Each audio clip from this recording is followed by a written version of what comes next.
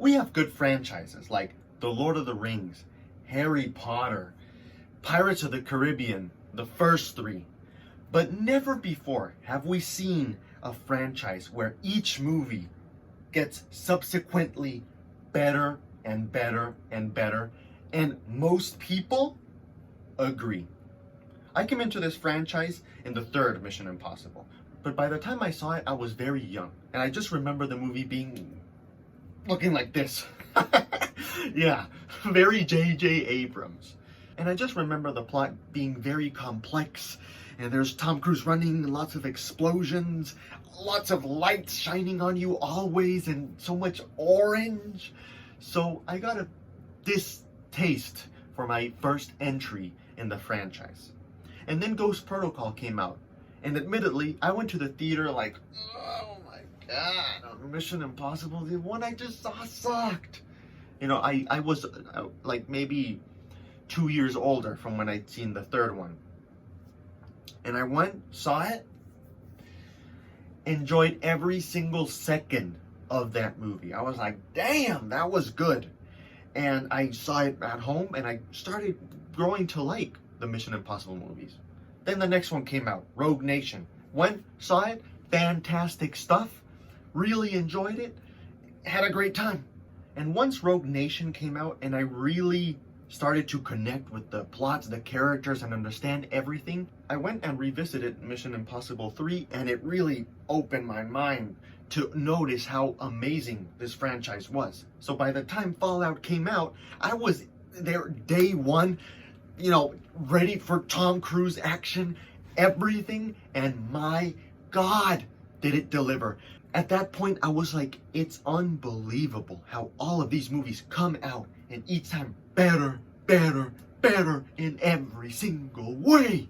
I do have to mention, I've never watched the first and second one. The first because I feel like it's too old and might not deliver, but I feel like it'd still be a hell of a lot of time. I'm just too lazy to go, to it. And then the second one, it's old and it's supposed to be the worst, so yeah, I'm just sticking with 3, 4, 5, 6, 7, and 8. Goodness, that's a healthy number of amazing movies. Anyway, now we are here. Dead Reckoning, Part 1, the 7th entry in the Mission Impossible franchise. And once again, going into this movie, I was able to revisit all the other amazing Mission Impossible movies I had seen and loved, and my liking for them grew even more. I understood the characters much better. I love Ethan Hunt, the tropes, the masks, the climbing, the stunts, everything. So finally going into this movie and seeing the amazing reviews, seeing everyone, the critical drinker, saying this is a good movie. The critical drinker! When does that happen? Just hearing the awesome reviews, I could not wait to see this. Each time they're better, and Fallout set the bar extremely high. It's a revolutionary action movie that will always be something we look back on. So with those standards, I went into this movie, and for the first 25 minutes, I had the biggest smile on my face. Number one, I took my girlfriend, who had never seen any of the other movies. But I said, you don't have to see all the other movies. Each movie has its different story, most of the times different villain. So get your butt up here, I'm gonna show you some high quality Tom Cruise action, yo. And number two, after realizing how amazing, fun, funny, action-packed, impressive these movies are, I couldn't wait to see what was next. Just seeing Ethan and the team back together was so exciting. I love all of these characters. Benji, I couldn't wait to see how funny this movie was gonna be, and all the jokes it was gonna have, and the characters working together. I was so excited. Like, because it feels like I've grown with these characters. This is one of my favorite, if not my favorite action movie, like pure action movie franchises of all time.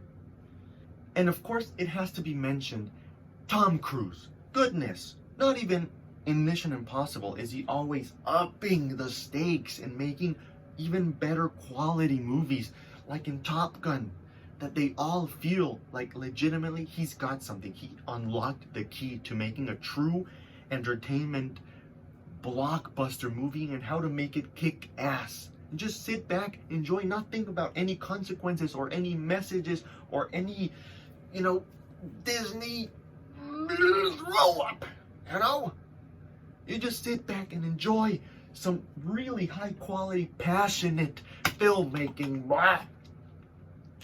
And what can I say? After having watched all the movie, this movie has everything you could ask for. It has unbelievable action scenes.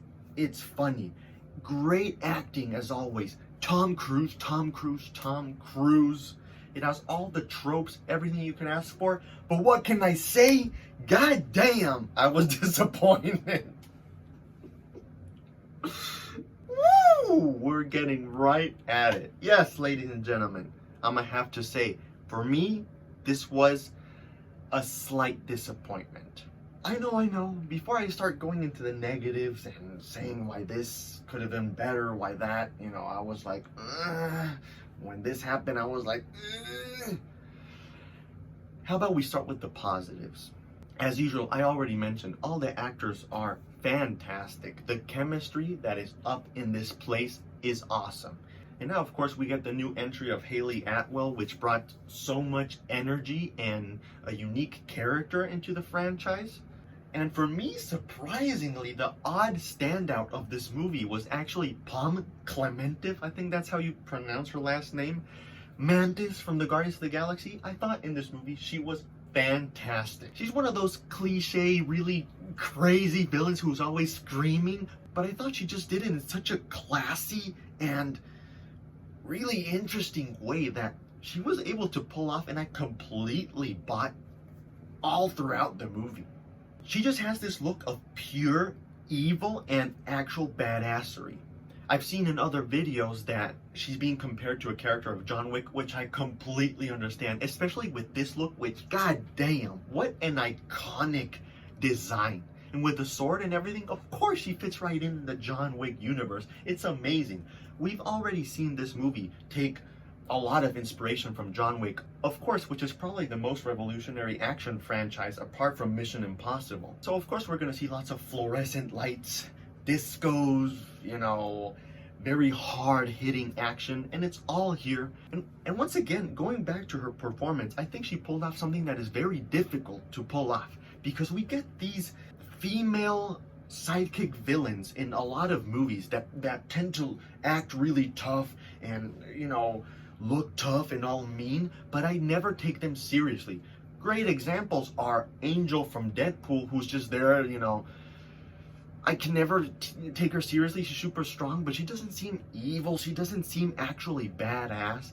And then an even better example is actually Ruby Rose from the very John Wick franchise, which, yes, she's supposed to be all badass, mute, and great with knives, but I could never, actually say she's scary. I couldn't take her seriously. She was just like another henchman that just apparently was mute and always had a special battle moment, but it's I never really took them seriously. Pom Klementif in this movie I took seriously. God damn, she kicks ass. She's so scary and legitimately had this face like she was gonna tear you apart. It was fantastic. And of course, going into Mission Impossible, Tom Cruise, you have to expect amazing stunts, which were all over the place. But now going into my negatives, I feel like at this point we've seen so many unbelievable stunts, like climbing the tallest building in the world, then in Rogue Nation going underwater and having that plane scene, then in Fallout the plane jumping scene and there's thunder, and then at the end it's the whole helicopter falling off the rock. It's so much. At this point it feels like they're just really trying to do anything to make it even more exciting, more extreme, more everything. And this is a thing I understand people can love, but to me it's starting to feel very forced. Hey, what's up guys? This is Editing Kaezar right here, and as I'm editing the video, I did notice that I think it's wrong to say that the stunts feel forced. And I think a better way of explaining it is that, unlike in Ghost Protocol with And I guess you could say it for Rogue Nation too, but I think Ghost Protocol and the climbing stunt is the best example of a big stunt done well. A perfect way of explaining why that one feels a little bit more solid is that I think in Ghost Protocol, it feels like the story was written around the stunt, whereas in these newer movies, especially Dead Reckoning, it feels like the story was almost written around the stunt. It's like, hey, Tom Cruise goes up to the director, hey, I want to jump off a cliff, find out how we're going to include it in the story. That's why. Anyway, on to the video. Thank you. I feel like the reason he couldn't get on the train was like, there was much more of a reason he had to go out there in Ghost Protocol and actually climb the tower. In this one, it just felt like it's just the director and Tom Cruise just wanting to throw in there as dangerous a stunt as possible. And it's no longer a surprise. It's already expected. I just, sit back and I'm like, wow, that must have been, wow, dangerous. And moving on from stunts, I feel like a good general thing to explain why I was disappointed in this movie is because I feel that it's worse than Fallout and maybe all the other ones in every aspect, except maybe the second one that's actually bad. Again, I want to say this is a movie of top quality, amazing action. I just felt like compared to the other ones, it did fall. Because up until the last 20 minutes, I didn't feel like the movie was an essential must-see. I just felt like it was an extremely long chase scene. People need to get a key in this movie, and it's just running to get the key. You get the key, you run with it, someone else gets it, now you gotta go get it. It's a chase scene that starts with Tom Cruise running by foot, then goes on to a car, then goes on to a bike, and then more running, and then the train, and it's just more of the same. I wasn't surprised. I thought the other movies had much better action. For example, with straight up fist fighting action scenes, I didn't feel like in this movie there was one proper standout fight. There was just a lot of fighting. Of course, we do have the fight in the alley, but as I was seeing the fight, I was just like, wow, this must have been difficult to film. Cool. But in the other, in Rogue Nation, you have that opera fight scene where he's on top, there's bigger stakes, he's trying not to get all the crowd startled, and the lighting looks different, the scenario is very different. And of course in Fallout, we have the absolute iconic bathroom fight scene, and nothing in this movie compares to that. The bike chase scene from Rogue Nation was far better than any chase scene in this movie. The humor in this movie, I felt like it really lacked compared to the other movies, especially Ghost Protocol, and that's because I feel like in general, the team dynamic that I absolutely love, and this is what I come for, seeing Benji mess up and Ethan having to, in a fun way, having to make up for Benji's mistakes, or Benji getting all tired. It's really all Benji. We love Benji. And guess what? There wasn't enough Benji, or there wasn't enough Luther. There wasn't enough Isla, or whatever her beautiful name might be in real life. Rebecca Ferguson. There we go. I do know my stuff. I just felt like a big part of this movie was just Ethan and Haley Atwell's character just kind of running and running and running, and there wasn't a whole lot of space for Benji, Luther, and Isla to really come in and work together to get one of those iconic Mission Impossible situations, And then going back to everything was better in the previous movies, the villain in this movie was non-existent. Of course, he's just a villain who dresses nice, who apparently knows how to fight, and who talks really slow and really precisely. And of course, he's tied into Ethan's past life, and Ethan literally goes, he literally made me who I am.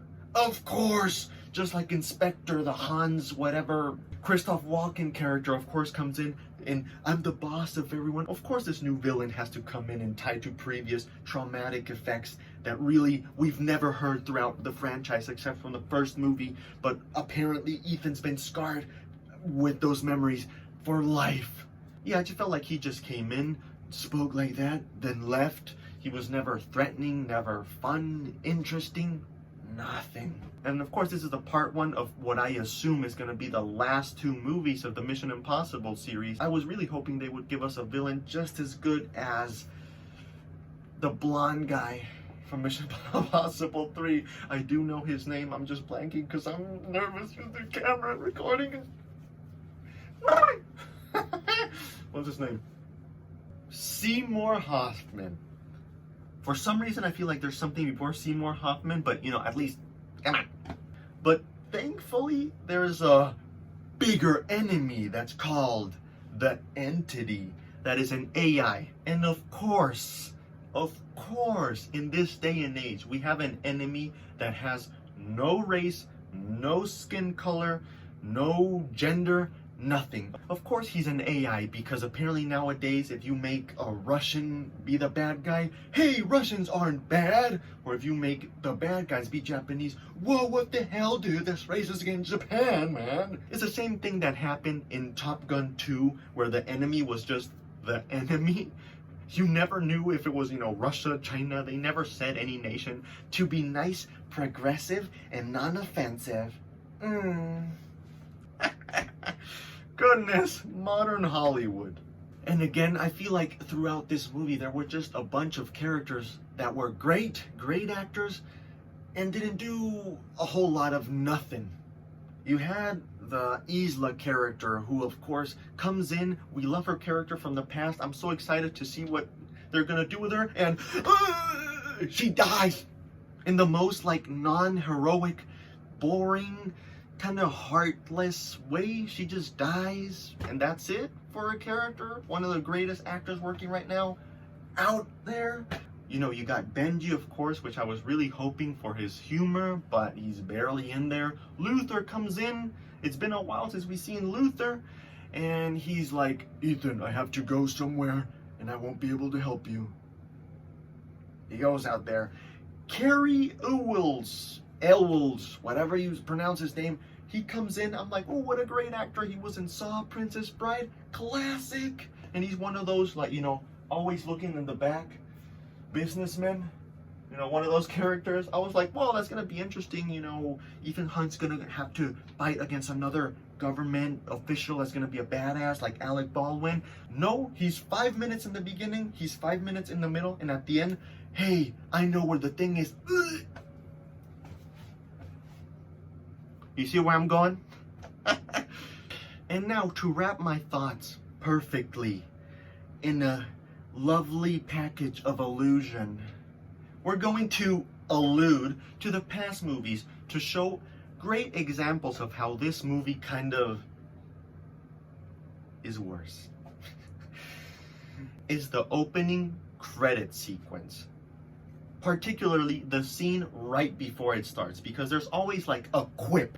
You know, it's like classic Luther going like, Ethan, we forgot the pencil. And then the next shot is Ethan going, no, we didn't. And you get the opening credits soaring through, you know, the scenes and all that. Amazing theme, as always. Awesome to hear that.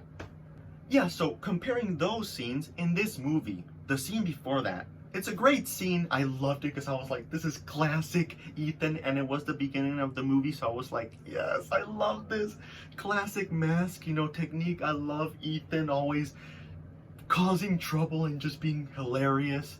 But then the rest of the movie came out, and then at the end I was like, that was all they did for the opening credits? The scene is, Ethan comes in and he has a mask and he gasses everyone except one person. He takes off the mask and he has a Mission Impossible conversation with him, you know? And he's like, get off my back. And the guy's like, I can't let you. You're gonna have to. How are you gonna escape? And then, you know, the next shot, great stuff. But, you know, he puts on the mask of the guy he's talking to. You're like, oh my God, that's awesome. Awesome. But again, in the other movies, what happens before that scene? It's not Ethan going into a little room and just having a conversation with another guy. It's Ethan doing a prison break. Literally. Ethan doing an entire prison break before that, and then right before the music starts, he goes, light the fuse. And then the girl's like, shh, and then, come on. In Rogue Nation, he climbs onto an airplane, and then, you know, he straps himself onto a thing, and you just see a guy turn, he goes, what's up? Opens a parachute, and he flies off the airplane. Yes, give me more. In Fallout. What did happen in Fallout?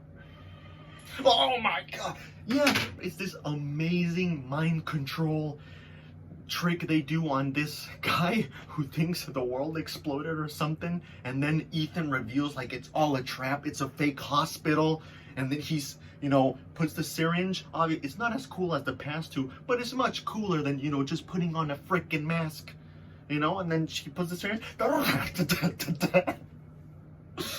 Oh man.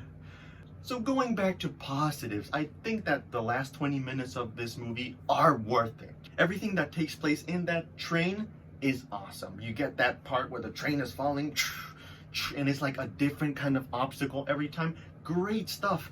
All before that, it's just kind of nonsense. There's not a whole lot of story. And again, I feel like what really happened that led to this feeling of just it being kind of busy work until the train sequence at the end is that I feel this was written by Christopher McQuarrie and the writers. It was written to be one movie, but it resulted in it being a little too much for one movie, so they just said, you know what, how about we just make it an action-packed 2 parts. So the story was essentially elongated, and now we have a little more busy work. But anyway, ladies and gentlemen, I love this franchise. I love watching these movies. I had fun. I didn't think it was as great as the other ones, but yeah, I had a good time. And I love these movies, so when the next one comes, you know, next year, thankfully, well, who knows, because with the whole strike and... Anyway, so when the next one comes, you know I'm gonna be there day one, watching it, extremely excited, and hopefully it's the best one of all. I reckon Tom Cruise is gonna take this movie to space. We're gonna see some zero gravity stunt work. And yeah, anyway, ladies and gentlemen, Mission Impossible Dead Reckoning Part 1, what do I give it? I want to give it a 7.5. But because I know this movie was made with such quality, and I did enjoy it, I'm gonna give it a very, very, very generous 8 out of 10. Come on.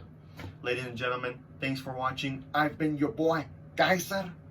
See you on the flippity flip. Boo boo. Bye.